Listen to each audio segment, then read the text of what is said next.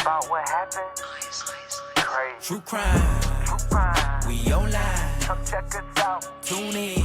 It's about to go down. Know where we at. True crime. True crime. Based on real life events. Every story has two sides. Who's telling the truth? Who's telling them lies? Them on me, anybody with eyes, they can see that this the truth that I am speaking. Blood leaking, what's the reason? No remorse for the family. Where's the justice? We need peace. Another plot twist this deep. Got me on the edge of my I wonder what's gonna happen next. Welcome, dear listeners, to another episode of Murder and Cocktails, where true crime meets mixology. I'm your host, Nicole Mitchell-Colley, and I'm here with my fabulous co-hosts, Amber Watson and Michelle Walker. Hey, everybody. Today, we will be discussing William Dathan Holbert, also known as Wild Bill Cortez, and his reign of terror in the tranquil paradise of Bocas del Toro, Panama. Before we begin, we want to remind everyone that this episode discusses graphic content and may not be suitable for all audiences. So grab your favorite libation. Children need to cover their ears and go to bed. Shut up, Amber! Go to bed. Go to bed. But first, we have some true crime news. Diving into a disturbing case from New Jersey that has shocked the nation. This is a story of Christopher Greger, a father charged with the tragic death of his 6-year-old son, Corey Michello. Can we The just call him trial is asshole? Sure. Okay. The trial is currently underway for asshole, who stands accused of endangering the welfare of a child and first-degree murder. The charges stem from allegations that asshole forced his young son to run on a treadmill, believing that the boy was too fat. Tragically, Corey later died from injuries that investigators say were the result of chronic abuse. Court documents obtained by Court TV revealed chilling details. Surveillance footage from the fitness center at Greger's apartment complex shows Corey running on a treadmill on March 20th, 2021. In the video, Greger can be seen increasing the treadmill's speed as Corey struggles to keep up, stumbling and falling multiple times. Disturbingly, Greger is seen grabbing Corey by the shirt and at one point appears to bite the child's head. Just 2 weeks later, on April 2nd, 2021, Greger brought Corey to a hospital after the boy woke up from a nap, stumbling, slurring his words, and experiencing nausea and shortness of breath. Despite life-saving measures, Corey could not be saved. An autopsy performed by Dr. Dante R. on April the 3rd of 2021 found blunt force injuries with cardiac and liver contusions, acute inflammation, and sepsis. However, the manner of death was initially deemed undetermined. Pause? I'd like to bite his head. Undetermined.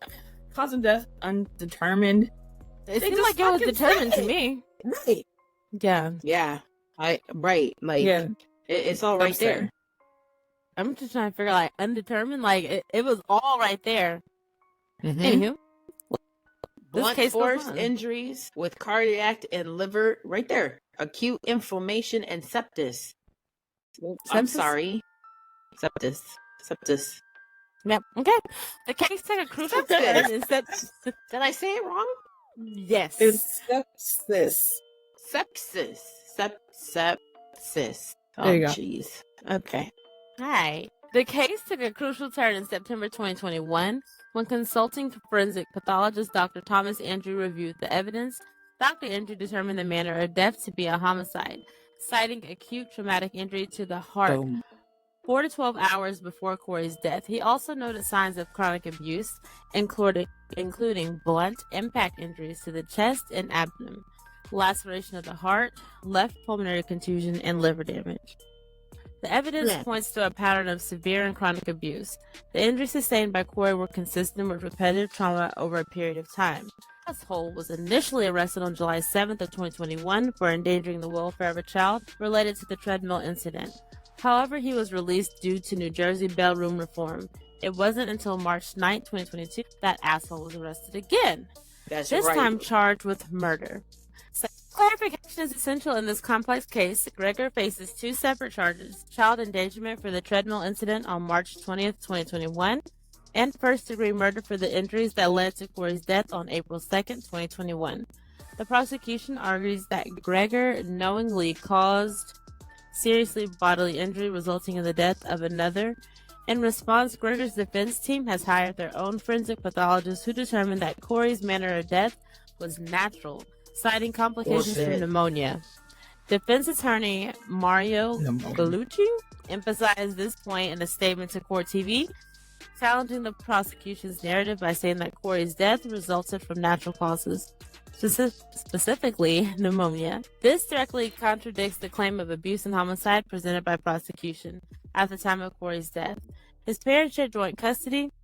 Gregor had only been in Corey's life since the boy was 4 years old. Pause. I call bullshit.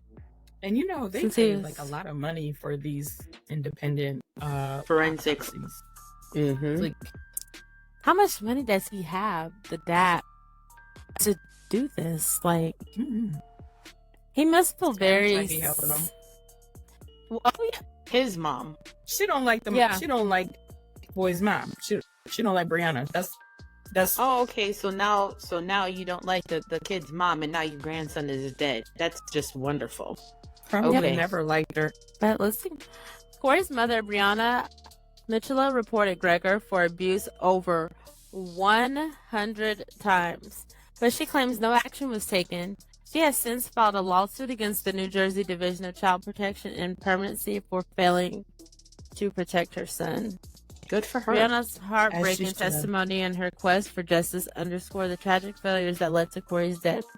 Gregor, having turned down a 30-year plea offer, they gave him, he would have got out. 30-year plea offer. He's not even that old. That's quite generous, actually. Yeah, he would have got out when he's 60. Is that motherfucker? Right? Okay. Keep reading. Now faces a life sentence. If convicted, he remains in the Ocean County Jail, held without bond. As this trial unfolds, we will continue to bring you updates and in-depth analysis. The case of Christopher Gregor and the tragic death of Corey Mitchell serves as a stark reminder of the vulnerabilities faced by children and the importance of vigilance in protecting them. If you have any thoughts or comments on today's story, please reach out to us on social media or through our website. Don't forget to subscribe and leave a review. Yeah, that whole life sentence right there, that should be death. Sentence faces death. 30 years. Does New Jersey have the death penalty? They do I don't think not. they do. They should.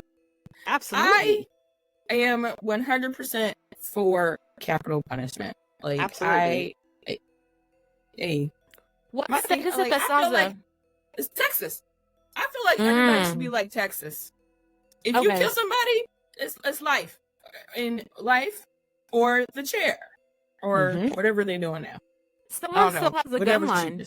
I think South Carolina still has a gun line. It's just one state that has it still. Bullets are fairly cheap. I mean, only take one. One real good one, you know? I mean, it's like a friend of mine actually lost her daughter in a fire in 2006. She was staying at her cousin's house, for a sleepover. And the ex-boyfriend of her cousin lit the house on fire. And 5 people died, including her daughter. Wow. And they gave him the death penalty, because Ohio has a death penalty. But here it is, 18 years later, and he's still living and breathing. My thing is, if they know you did it and there's proof that you did it, like, I really feel like you should be, like, expedited to the front of the line. Hello. Like, I agree 100%. Like, you wouldn't Buddy like that. Buddy, he was only there for a couple years. Well, he got arrested in, 78? Something like that. And he skipped the line to death row. He was executed in 89, I think. Was it 89? But even those death row people sit for years. Like, no, I'm going to need y'all to be more with it. But like, for what, though? That's a waste of money. Right, and they still get fed. They still get 3 meals. They get a cot, and they sit there until they actually put the needle in their arm. No, I'm gonna need y'all to no meals. This is your sentence. We're gonna carry this out. Sorry. And it's crazy because there was actually the drug that they use for lethal injection. They weren't. Mm-hmm. Yeah, it wasn't easily. I don't even want to know Yeah. why you know that, but yes, that is correct. No, fuck that. I do. Oh. How you know? That's right. That's right. That's right. Yeah. So yeah, like that's a waste of fucking money. My mother mean, says look- hello, everybody. Hi, Mom. I mean, look at Michigan, for example. I don't know if we have the death penalty, We but don't. our roads are fucked up. And we could actually be using the money that we're spending on these prisons with these people on death row Mm-hmm. To be fixing be fixing these fucking roads because well, let's run away. Like those that's- lifers, they just need a needle in their arm. Like it cut down the we're overflowing. They're they're overpacked. And so they're letting people who have however many years, they're letting them on parole, whatever, because the jails are packed, the prisons are packed. Everything is packed here because Michigan doesn't have that. And we need to. I'm perfectly fine with letting non-violent offenders parole, but if you've killed somebody, yeah, your ass need to stay where you at. Absolutely. Where I'm at, we Yeah. have 29 people on death row currently, which is wild to me because I know other people belong there. Or we can just go on and knock these 29 out. I mean, then we can be at 0. Yeah, that'd be nice. Be like, hey, Happy New Year. Go ahead and line them up. So out of that 29, who's been sitting on death row the longest? I didn't even look at that. I don't even want to know. Do I? Yeah, I do. Yeah. Because that's They a really low actually- number. Oh my So- gosh. California is number 1. I believe it. California's a big ass state. Yeah. In Michigan, actually declared the death penalty unconstitutional in 1963. Yeah, they need to unwrite that. Just like It's they're crazy. trying to undo the abortion rights, they need to undo that law right there. Oh no, Agree. They need to leave me and my ovaries alone. Right. No, I agree. But that was supposed to be, like set in stone way back when. But now they're trying to undo that. I need Yeah, I them don't to like undo that. this death penalty because it's unconstitutional. Let me tell you what's unconstitutional, what people think that they can do to these kids or to other people. I agree. That's Thank God unconstitutional. for the Second Amendment. Yeah. I'm a Second Amendment girl. Okay. Because if you fuck around with me and mine, you will fuck around and find out. Real and I fast. love a moving target. I love a moving target. Go ahead. Get hole punched. Okay. I give you another hole in your ass. Anyway, Jesus help me. Bocas del Toro is a tranquil paradise known for its stunning landscapes and laid-back lifestyle. However, beneath this sincere facade lurked the dark and sinister plot meticulously orchestrated by a man who used the beauty of the islands to mask his deadly intentions. Holbert was born in Saluda, North Carolina on September 12, 1979. Living in the mountains of western North Carolina, Holbert's family owned and managed a small apple orchard and cattle ranch. Holbert attended high school in the neighboring city of Henderson, North Carolina. Holbert attended high school in the neighboring city of Hendersonville, North Carolina. He played high school football and was elected by his teammates as one of the 2 field generals, or the defensive captain of the team. As a student, Holbert was remembered as gifted, but with an unremarkable grade point average by his teachers. He was also known as a troublemaker. He graduated from North Henderson High School in 1990. Holbert was cited by a game warden in 1996 when he was 17 for illegally hunting on federal land. He was not arrested, but was fined and released, but otherwise had no arrests or convictions as a minor. From 2003 to 2005, Holbert led the Southern National Patriots, a militia and fledgling political party based in Western North Carolina. Pause. So basically, they just told us that he was a white supremacist. They did. I'm used to those down here. Bless your heart. They don't bother me. The group was a controversial conservative activist organization. Members were often seen in uniform on the streets of Forest City, North Carolina. At its height, the organization had 500 active members and acquired a meeting house on Main Street in Forest City. The group was criticized as being a racist organization in 2005 by the local branch of the NAACP. Holbert denied this charge, claiming that several of the group's members were African American. The group collapsed in 2005 when Holbert left the United States. Wait a minute. Now, we all seen the Chappelle show where they had the black white supremacists. Did we not?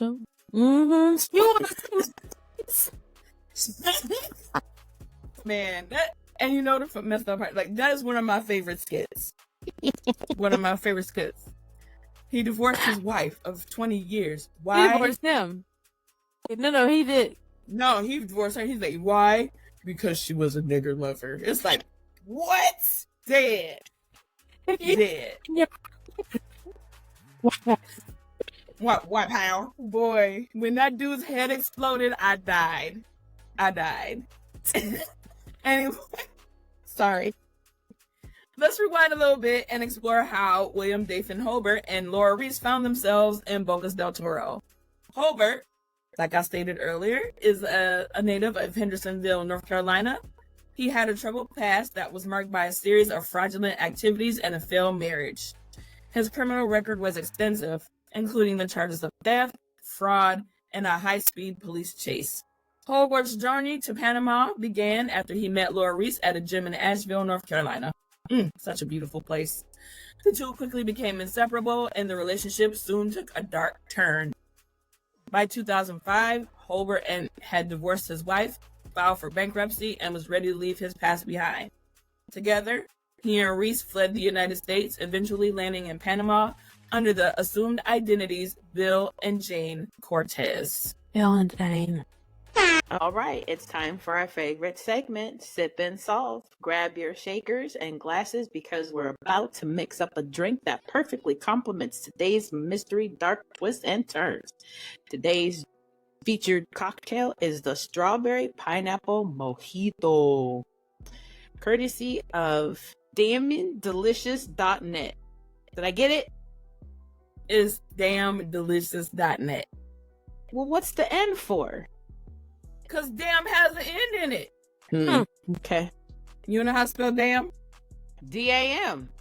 No, that's damn. D-A-M is the one with the water. This one. D-A-M-N is like, damn, you play too much. Yeah, see? The N must be silent. Okay. Damndelicious.net. Here's how you concoct this intriguing libation. Ingredients: 4 lime wedges, 1 bunch of mint, 8 strawberries, 4 tablespoons of sugar. That's a fucking lot of sugar. 2 cups of club soda, 6 ounces of pineapple juice, 6 ounces of light rum. Now, how do you put all this together? For each cocktail, mule 3 lime wedges muddle. Pause. Who's muddle? I said All right. muddle after. Sorry. Muddle. 4. What the hell is a muddle? 4. What's a muddle? I mean, if I'm going to describe it, what's You a like- muddle? You like Grind. grind it a No. little Right. God. We just couldn't say grind 3 lime wedges? Okay. That's not what the recipe said. On the Got website. it. Okay, for each cocktail, a dole, 3 lime wedges, 2 strawberries, 1 tablespoon mint, leaves, and 1 tablespoon sugar in cocktail shaker until lightly crushed. Stir in pineapple juice, rum, and club soda. Serve over ice, garnished with remaining lime wedges if desired. Now back to you, Nicole. Sounds like I'm gonna have one of those today. That's what That does sounds sound like. good. Refreshing too. I liked all of it but the mint. The mint, I think like it gives you like a. I don't know. That's I'm not a fan of I don't know. mojitos. Like, I liked everything until it said mint. You had me. You really, you had me. And then you want to put a mint in there? There's no pleasing her. Yes, there is.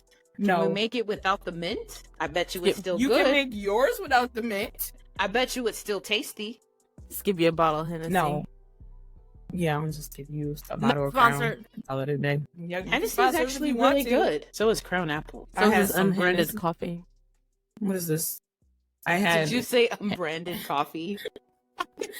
I had Is that why you're holding your hand over the name, or does it Not have it? sponsored. Oh, Wait, did you go to 7-Eleven before you came home? No, I went to Scooters. Not sponsored.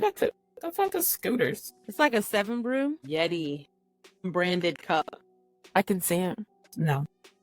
Dang, it's on both sides. That's right. Here, wait. Okay, go this way. Help us. Okay. I'm not drinking right now because it's date night. So I'm drinking. You can drink on date night. Sure can. Because I have Drink a night, forever make night DB. right. We're going to Game and Busters. Oh, that'll be Dave & fun. Buster's. I like Dave and Play- Buster's. Play him in basketball. Just play I with am his too. balls. He'll be happy.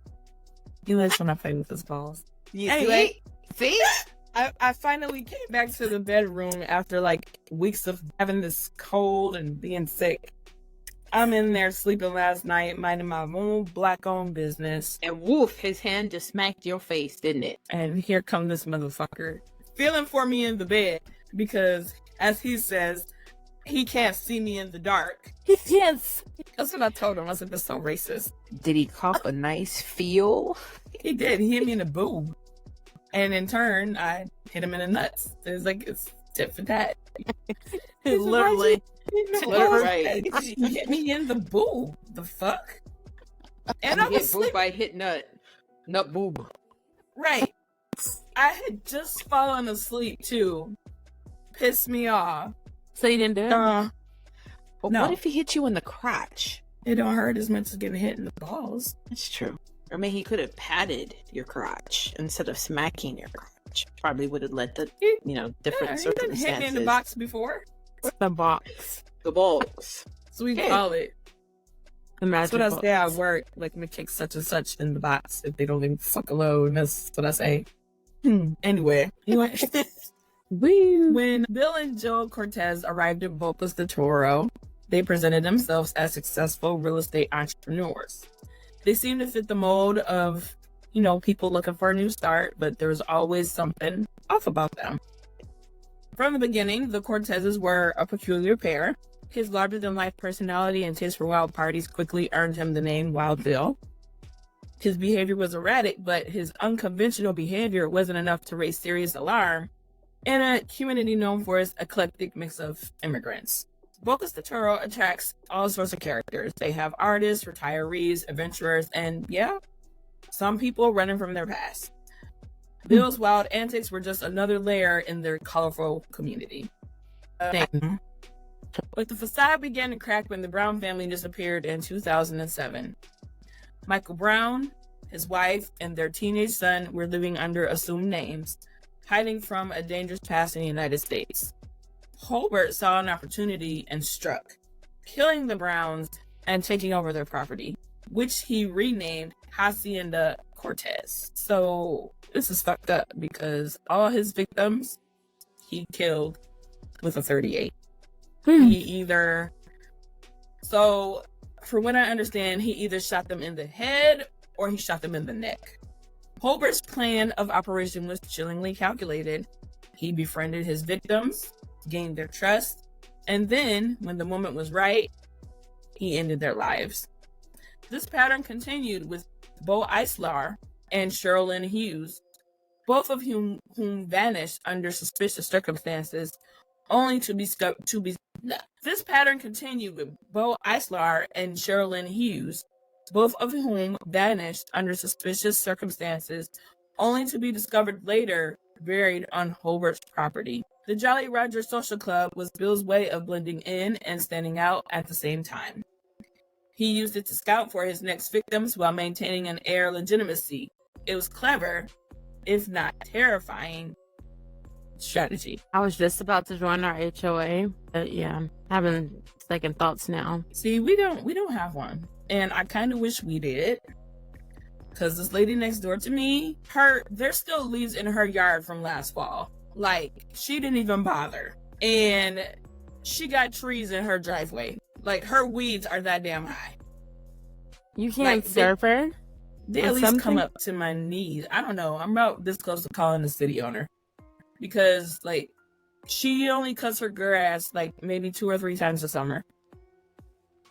Like, when we're all in our yards in the summertime, making sure they look good, Mother. No. So the previous owner, he was out there all the time to the point where I was like, shit, I need to be out here at least 2-3 times a week. You know, just to make sure my shit keep up with his shit. 3 times a week. I mean, and then like everybody else on our street is retired. So that's all they do. And then some of these guys have like professional equipment. Like they do other people's lawns and stuff. But you know, I have some pretty awesome neighbors too. So when he cuts his grass, he'll cut our front yard for us. What if she's hiding something? Girl, the only thing she hiding is her fucking laziness, which ain't, that's a whole damn lie. She could be hiding something within the weeds. All I know is she got this big ass, fat ass mole in her yard. I saw that motherfucker run across her yard the other day. I was like, what the fuck is that? You said a mole? It's either a mole or a groundhog, but that motherfucker is fat. Now, We don't have if you had those. big dogs, they would chase those. They would not be in your yard. Well, they in her yard now because, you know, Chloe and Cashmere, they in the yard a lot. Yeah, but I saw them chase a squirrel the other day. It was on. It was like, Chloe was like, fucking you up on sight. This little bitty old dog chasing this Right. big old squirrel. Okay. Chloe weigh about 6 pounds. Right. They was gonna jump Cashmere it. weighs 9. Mm-hmm. They was on site. I can hear them now, like you fucking this dude up on site and be in our shit. Listen, what dog's jumping something outside? Chloe is a gangster ass dog. Like Chloe gives no fucks. Cashmere, on the other hand, might think about it first. She be like, hold on, Chloe, hold on, dog, hold on. Let's You think sure? about this. And then Chloe be like, let's. And Cashmere be like, fuck it. Might as well go with you. That's how I feel like their conversations go, because Chloe is Nuck If You Buck on repeat. And that's definitely my dog. It's definitely my dog. Poor Cashmere's like, shit, damned if I do, damned if I don't. She probably like, we gonna get in trouble anyway, so might as well. Nah, they get in trouble together. It's both y'all fault. It's a black household. Then they come back in dirty. Man, it's okay, because after this, they get in a damn bath. Both of them. Everybody. I don't know what they go out in the yard and roll in, but they come in smelling like ass. It's the grass. It's the grass. It doesn't matter if they... Throwing some baking soda in that shit. Baking God. soda in the grass. It works. It What works. does it do? Makes it not smell as bad. It does nothing. Yes, it does. I want to do it. I saw it on TV. Just because it's on TV, it doesn't mean it works. Don't be a hater. Just like it, just because it's on Facebook doesn't mean it's real. Just Sometimes. saying. Look, Usually. fake news. Right. Fake news. Mm-hmm. We weren't I done. will. Shit. Yeah. Anyway, back to this. Holbert's transformation of the Browns family home into the Jolly Roger Social Club was a masterstroke of deception. The club became notorious for its wild parties and questionable company, all under the ominous tagline, over 90% of our members survive. This dark humor concealed the grim reality that awaited many who crossed paths with Holbert. Sherilyn Hughes, a well-respected hotel owner from St. Louis, Missouri, was Holbert's final known victim. Her disappearance in early 2010 raised immediate concern among her friends and family, prompting authorities to investigate more closely. This scrutiny eventually led to the discovery of the bodies buried behind the Cortez's home. When they found the bodies, it was a confirmation of their worst fears. Holbert had been operating with impunity, preying on those who trusted him. It was a chilling realization of how far he was willing to go for money and power. In July 2010, Holbert and Reese were arrested at the Nicaraguan border, attempting to flee from justice.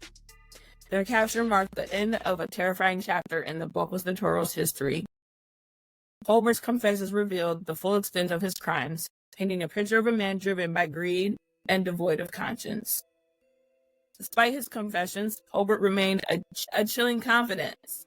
believing that he would eventually find a way out of prison. He claimed to have found religion and started a ministry from behind bars, but many saw this as just another ploy from a master manipulator. According to the Jolly Roger Social Club author Nick Foster, Holbert's lack of remorse was evident during the interview he had with him. He spoke of his crimes with a detachment that was unnerving. His belief that he could escape justice was just a testament to his delusional mindset.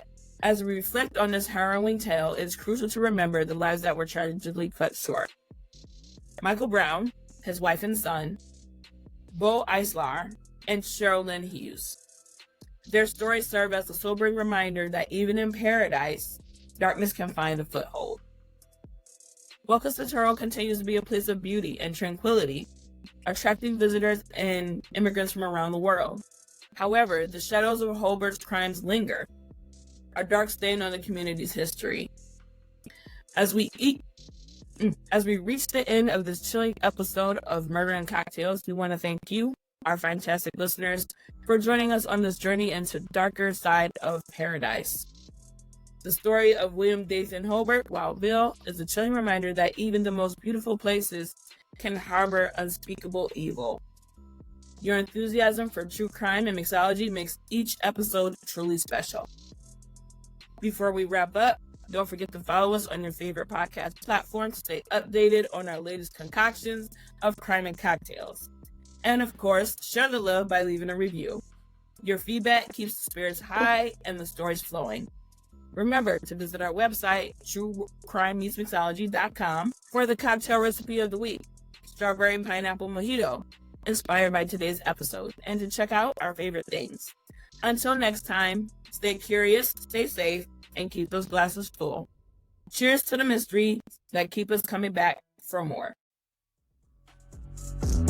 Ooh, that show was good. I can't wait for the next one to come out. Binging on the podcast. Hope true crime never run out. What's gonna happen in the next episode? Nobody don't know. All this suspense, this get intense. No turning back now. I'm all in. True crime, we online. Tune in. It's about to